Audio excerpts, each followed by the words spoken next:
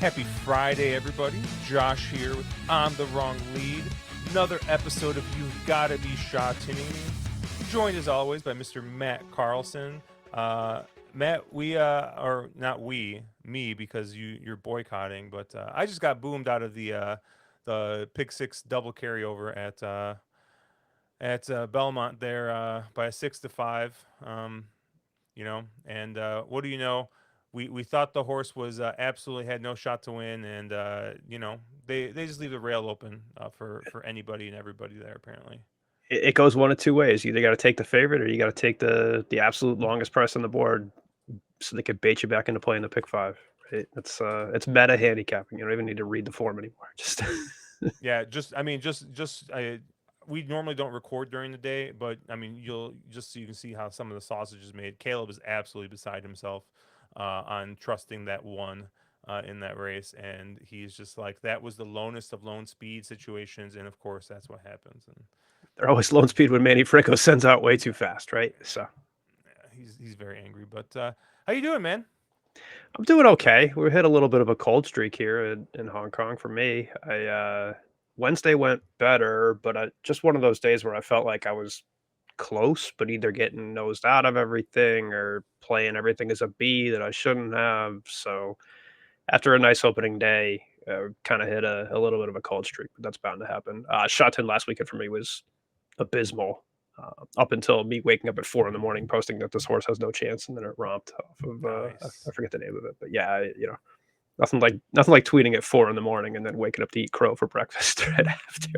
Yeah, I had to wake up super early. Well, I say super early, but this is probably like normal people time. I had to be at the doctor's office by 6:45 in the morning, so I had set my alarm for like That's early. 5:55, which like for me might as well be 2 o'clock in the morning. I'm very much if okay, what time do I gotta log on? 8:30. All right, cool. My alarm's set for 8:15. And it's like, all right, I'll go for a walk during lunch and take a shower after. Like, I'm very much. I mean, working from home, I guess I kind of got used to that. But I actually did go in the office yesterday. I went to we had a happy hour at the Guinness Brewery in West Loop, Chicago. Um, cool little place. It's a little off the beaten path. Like it's like right on the edge of kind of where the West Loop area kind of ends, Fulton Market area. And yeah, they had the classics. So obviously they had Guinness on draft, and it was probably the best pint of Guinness I've ever had. Mind you, I've not left the country outside of going to Mexico, so I've not had one.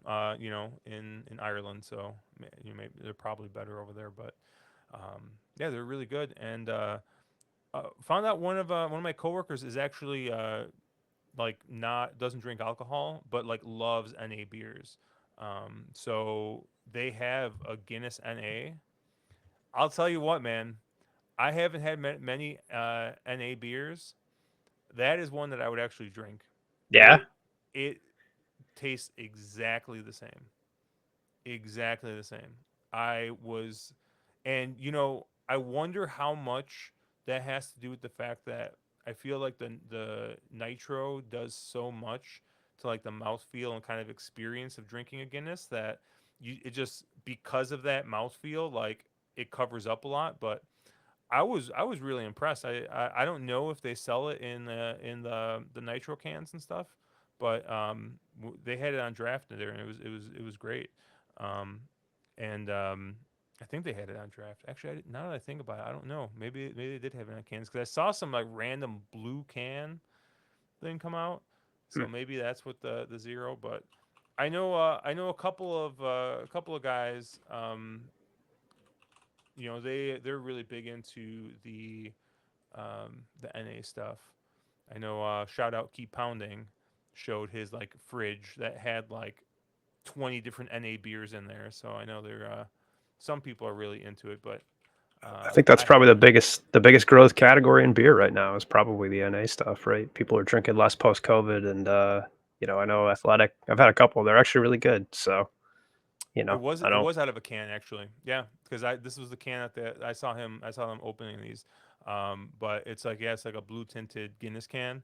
So if you're a fan of NA beer, they did a really good job. I mean, if you like Guinness, some people just don't like it. So, um, but yeah, it was a fun spot. I stuck to the usuals, but the brewery itself, they brew stuff there that is only available at that brewery. So I get they let them experiment. But I Is think there I had a foreign extra stout, and I had a couple of just regular pints of Guinness. So were the failed experiments still there, like the blonde that they came out with at one point or anything like that? Let's take it way no, the back. blonde their IPA was out there though. So Okay. which I don't know if they still make widely, but I know they came out with one. My buddy was working for them or for Diageo when the blonde came out, so I actually have some swag from that. I actually also have a custom Guinness pint glass from. Um, he had the machine that etched them, Yeah. Okay. and so there. I don't remember what happened, but I think like he needed to like leave it at my house for like a couple days, and so he's like, yeah, he's like, if you want to play around with it, he's like, here's a couple glasses. And so like I did one with the Bulls logo on it for my wife. Uh and yeah, I just did a couple different ones. It's I don't know. It was fun to mess around with the little laser etcher thing, but you're not here to listen to us talk about non-alcoholic beer. Although I mean, it is technically still the workday, so I guess that would be appropriate.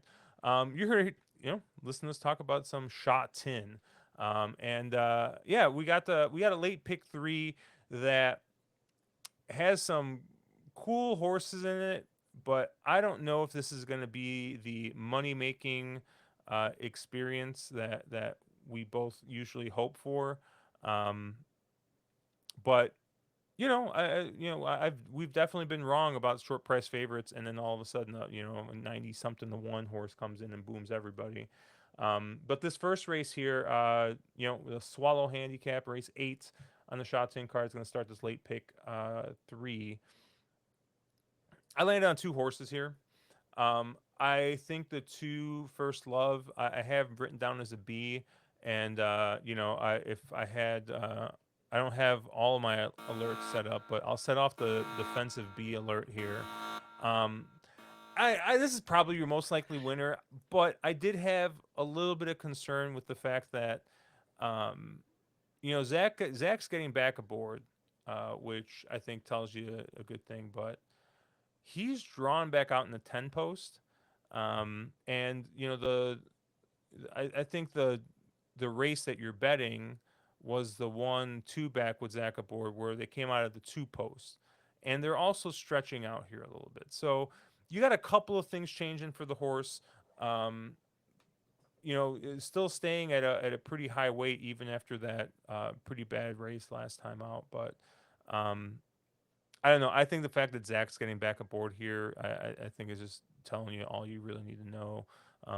So yeah, I thought First Love made a ton of sense, but I think the post had me questioning a little bit, and so I did what I normally do is I'm like, all right, who's gonna get the lead, and I stuck with it, and that's the 4 All Riches.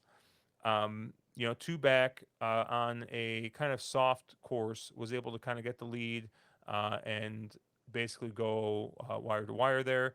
Has been right there on the lead, you know, basically their entire career, at least the last couple of starts that I have on my PPs.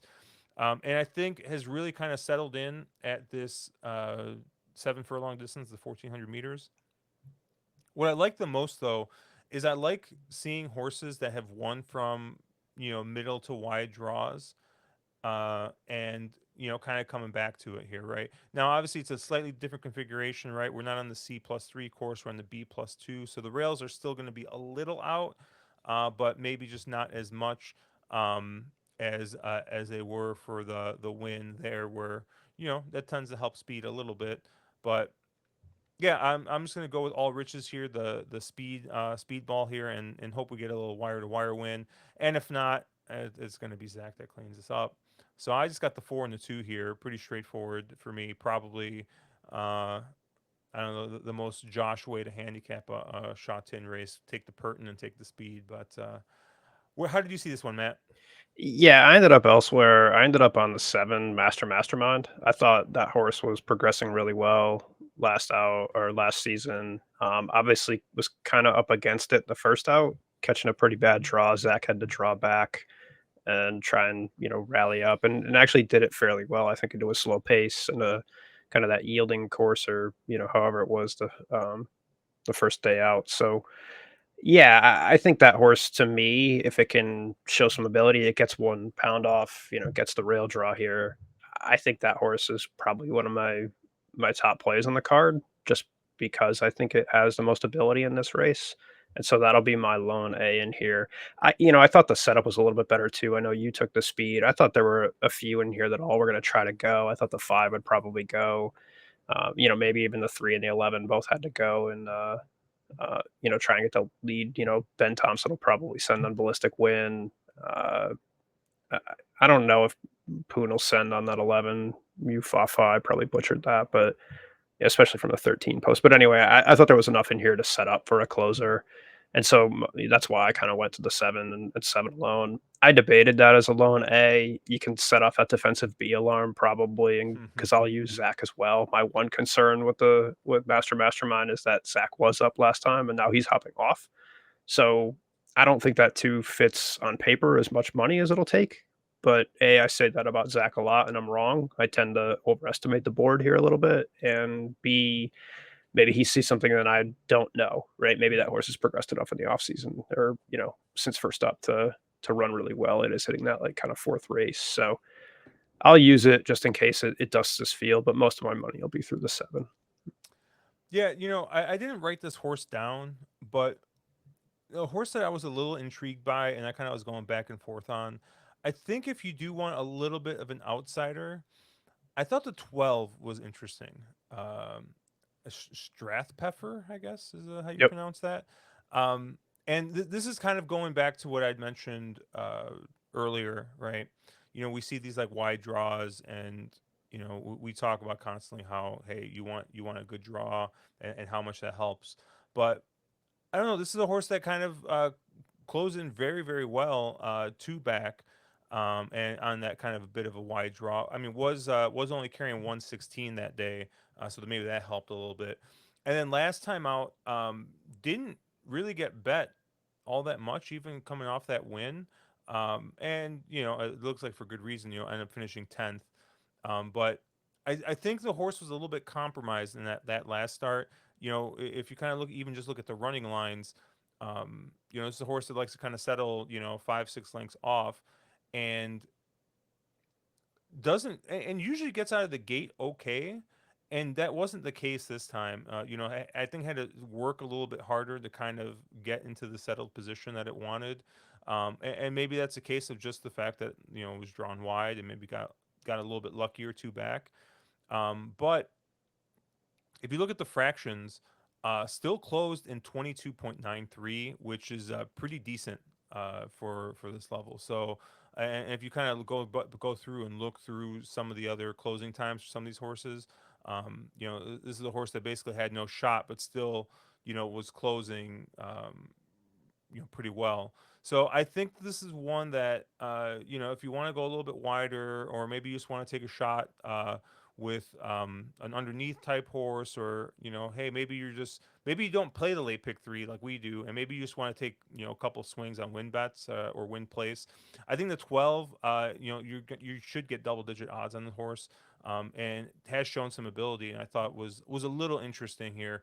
Not enough to make my ticket necessarily, but one I definitely looked at for a bit.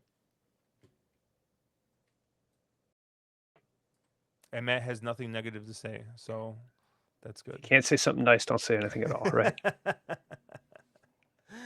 Oh man, let's go to race 9 here, the Taylor Bird Handicap, and we're gonna be going 6 furlongs here, 1,200 meters, Class 3 racing.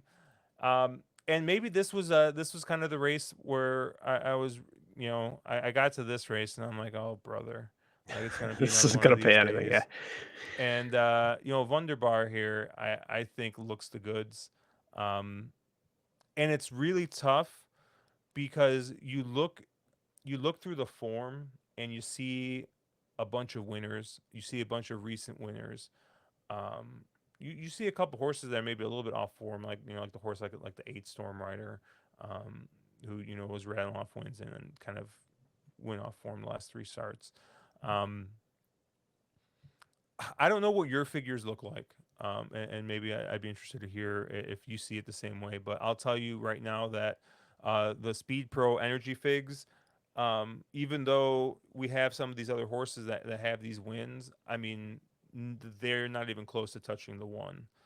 We're looking 5, 6 points off of what the one has been running. So, you know, I see that big of a discrepancy. You know, I don't really see a avenue. I mean, I'm using another horse, and the only other horse I'm using is the five, Lucy in the Sky. Um, but I'm guessing that I'm taking. These are basically the top two, gonna be top two choices in this race. I think the one Wonder Bar is gonna be your favorite, and I think the five is gonna be your second choice at like 5-2 or something, or maybe even a little bit longer just because of how much money the one might take. Um, and really, the five, you know, I don't know if it's kind of got the every other thing going, but like I mean, even when you know it's been on the every other, right? It's coming in second, right? We're not talking about completely you know blowing the race, although one of those seconds was by 3 lengths. Um, but Karis Teton stays aboard here. This horse actually drops in weight, you know, from last race, you know, from the recent coming up in class, and it gets a good draw. You know, is drawn in the four post here. So I thought the five Lucy in the Sky made a bunch of sense here. I just think that the one is going to be really tough to beat. But interested to see how you saw it. Yeah, I don't disagree with any of that. I'm always curious of what goes into making a speed figure when folks do it because I mean, you look at the company that horse kept, right? It beat Ka Ying Rising twice. It barely lost to Mugen. I think in one of those races it actually beat Mugen. Now Mugen's obviously in Japan. I think next weekend for like the Japan Sprint Cup. Ka Ying Rising obviously just won. What was it, the Vase or whatever it was, or the it won 2 weeks ago at high weight where it looked really up against it, right? And so obviously Wunderbar has beaten very great horses, right? Top level horses. The flip side of that, I think that nobody's talking about is the fact that this horse hasn't run since January. And so you're expecting this horse to have progressed in the same exact manner as those horses that I don't think that's any guarantee necessarily, right? And I'm not saying it's not. I think anywhere in the world, of anywhere in the world, Hong Kong is probably the place that you can give a lot of credence that a horse off a layoff is going to come back sound, right? You know that horse isn't injured. You know that horse has to have been training well, things like that to even make the track. So all of that in there, right? I do think Wunderbar at top form clearly beats this field by a fair margin, right? It should be classier than this field. But I do think just purely on figs alone, if it runs back to that last figure that it did, if it has not progressed at all into its 4-year-old season, it's closer than you think. And maybe you don't want to take, you probably get 1 to 4 or something on this horse, to be perfectly honest with you. I think it's going to take that much money. There's just that much hype around it. And maybe deservedly so, right? Maybe if you see it that low, you're getting people just, taking the bridge jump and saying, yeah, free money. Great. Um, just a heads up, if you do that, I do think they pay all the way down to penny here. I don't think the minimum on a place bet is 210. I do think you'll get paid out 202 if it gets down that high. So maybe don't bridge jump here if you're trying to take that approach. Just a FYI, you don't see it too much given the field sizes, but it's not a great opportunity. um, that said, Ray, I do think because of that, I'd be incentivized to try and look elsewhere and say, depending on the prices you get, maybe there's other chances in here. Maybe you'll get value on something just given a little bit of the unknown that I don't think anyone's really talking about. I agree with you on Lucy in the Sky, right? That horse definitely stands out. You see the wins, you see the good performances. I don't know that that's necessarily going to be value per se, but for sure that horse can run a competitive race, and it's beaten or lost to some pretty good horses as well, right? James Tack is a good horse. I think the only other horse that I wanted to make an argument for was the 4, Young Superstar, and this horse ran has run back already this season, and it didn't look too great. It says tough trip. It was kind of set wide, didn't make the lead. I think it is kind of a horse that needs to get close to the lead and make it. Um, and I don't even know if that's the right setup here. But I will say that first race out, it won in class 3, and that's not a common occurrence. That's one of those things that typically when you see this, right, local horses debuting in class 4 usually have a decent enough chance. The import horses that are debuting in class 3, you probably have to be something pretty special to win in that class. And this horse did. And if you look at the raw fig on that, at least the way I'm running numbers, and granted sometimes those things lie to me, it looked it looked like a fantastic race. It came back faster than probably anything in here. And then I don't know what happened the last 2, but maybe I think I'm always willing to take a horse that at least has a performance in it that could win the race and say, hey, maybe just given trip the past few times, it can regain some of that form and you'll get a big price because I think especially in this field it's going to get lost on the board a lot. And so to me that would be like my big swing play here of if those other 2 horses, don't win this race, which is a probably a very uncommon occurrence, that would be the horse that I want to get paid on. But so I'm not going to go crazy and try and get around those 2 because I don't think it's fairly likely that the one of the 5 don't win this race. But if I had to go elsewhere, that 4 would be where I'd want to go. Yeah, I didn't I wasn't able to get past the one It, and it took five me a there. while to get to any horse other than those 2, right? And I do look if Wonderbar wins by 8 lengths, I think you just kind of watch the sequence and you applaud and say, hey, wow, we're going to go for a really good fall and winter season of racing because you're going to see all of those horses matched up again, right? You're going to have another horse that's competitive in that group.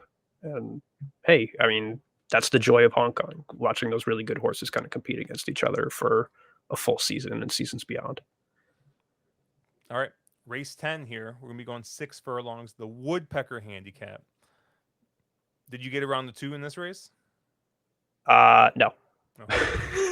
I didn't. I wanted to. I really did, but I didn't. Yeah, I don't think it just this is a really competitive race, and I like Class 2 racing because you get a lot of really good horses. I just think there's a ton of speed sign in here. Harmony and Blessed, I always will try to make a case for. I can't. Uh, just there's too many horses that need to go in here. Not just like want to go, but the 8, Sing Dragon, the 11, Full Credit, they all need the lead. And if you have 3 horses that need the lead, that sets up for a melt, right? And so co-partner Prance. I think it's a question how well it could sit off, but it's going to sit off at least a little bit and kind of hit that stalking trip. So maybe if they go too fast, you could get around the 2 here. I don't know. I think the other horses that stood out to me, the 6 Young Champion, I also think will be able to sit off and close in. I do think it has just the right setup in here, and whether or not that horse is as good, probably not, but I at least think, hey, if you're going to win a race, it's going to get the right trip in here. The other horse I went back to that I shouldn't because this horse has proven to hate Sha Tin and is a Happy Valley horse through and through. You're going to scroll up to it because you already know it's the one, Sun Pak Fu. I shouldn't be on this horse, right? Nothing in data says I should be on this horse, right? It hates Sha Tin. It's run awful. If you look at the trials, I think the last 2 trials, the phrase unimpressive has been used, Mm, which isn't a great line. But, right, I do think at Sha Tin, it's been trying to be forward, and I'm not sure why. I think if it can sit back, it has the best closing kick. If you look at those races at Happy Valley, before kind of what's displayed on your card here, obviously it's running against some really good horses, but it's kind of been that closing off in the stretch run, right? It's been that okay, swing over the top and bomb home. And I don't know why it was doing something completely different when it gets to Sha Tin, but at least I think, hey, if it's got a closing kick and it's going to get a setup, maybe it can show something here. Maybe it's that race that just completely falls apart and Ellis Wong has it hang back, immensely, and then just comes from out of the frame and has a chance at winning this. And for a horse that's been proven in some pretty high class races, granted not at this track, again, I think I'm always willing to take a little bit of a chance, not a huge chance. I think that would be my B in here, but at least a little bit of a chance at closing in and kicking home. Again, you have a horse that's been racing in Group One with a great closing kick in a race that's going to get a setup, and you're going to get a double digit price on it. Sign me up, right? Maybe it finishes out the back, and you'll see me again next month being like, I shouldn't bet this horse again, but I'm still going to do it, and Yeah. maybe not. Who knows? But hey, why not? I think that'll be where I go. So again, not super interesting because I think you know, if I think the likely winners win all these races, then you get paid a very small amount on this sequence. But hey, maybe we catch a B and get a little bit of a price. Yeah, I looked at this race and I saw co-partner Prince, and I'm like, I don't see how this horse loses. But hey, maybe we get a repeat of co-partners Prance's last race. Maybe we get Harmony and Blessed in second. Get a little Quinella action there. Obviously, Harmony and Blessed absolutely has just been going kind of the wrong way. Hasn't won since probably like what, February, maybe even before that of last year or of this past year of last season. So it's been a while. I think had a win last season at a pretty okay price. So um, but it's just one of those horses that every season just gets one, gets out there and just goes. Now, um, I I think the seven's real main competition for the pace is going to be the 11 full credit, who is coming up in class, um, and is going to be down in weight. So it's going to be a little bit tough. Sing Dragon, I don't know. On the all weather was forwardly placed, but then you look at the last race and they just absolutely they took the horse back for some reason. So I don't know if they're trying something different there. So I didn't really consider Sing Dragon in part of the pace scenario there. So I didn't see it as hot of a pace as you did on paper. But I think even if it's not that fast, I think that just sets up for the two even more. But like you said, I always like to include a second horse that I think might get second. For these, the what do we call them? Constellation payouts. There we go. Hmm. And and yeah, I mean, maybe we'll see what kind of odds we get on a Quinella possibly using the seven and the two, but I can't see that horse in the race and not bet it. It's just I think it's just a rule, right? Like it should be Harmony and Blessed E8 or something. It should be it's absolutely in. But not to you know, uh, we kind of started talking about additional wagers that we like. Um, I had a kind of hard time with some of the rest of the card. Um, I actually, we joked about this before, where it's we had just an all weather race that we didn't want to bet in the late pick three, and then I picked another all weather race, and you're just like you're a madman.